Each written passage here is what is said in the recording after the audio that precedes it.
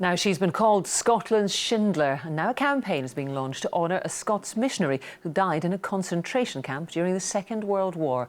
Jane Haining perished in Auschwitz in 1944 after being accused of showing compassion to Jewish children.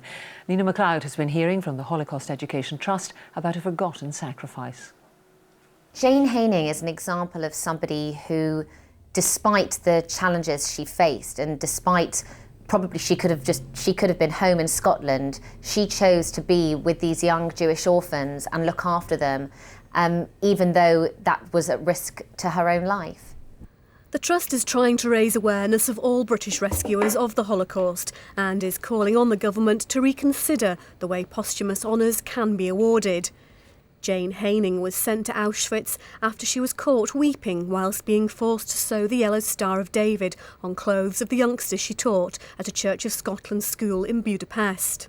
When I heard about Jane Haining, I was appalled that nobody seemed to know. When I spoke to other Scots about Jane, they said, "Who's she?" She was a great martyr of this city, and nobody's heard of her. And that is tragic, yet they've heard of her abroad. She's acknowledged in Yad Vashem.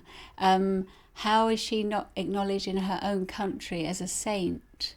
There are two memorials to Jane Haining in Scotland, a pair of stained glass windows at the Queen's Park Church in Glasgow where she worshipped, and a plaque at the Kirk of Dunscore near Dumfries where she was born. One day there won't be survivors left to tell their tale, and there aren't people like Jane Haining to tell their story, because Jane unfortunately died in Auschwitz. So it's up to the future generations to remember the past and pass it on to the next generation. Jane Haining was not the only Scot to die in a Nazi concentration camp, or indeed pay with her life for helping others during this dark time in history. But the Holocaust Educational Trust believes that as the new year approaches, it would be appropriate to make these posthumous honours. Nina MacLeod, reporting Scotland.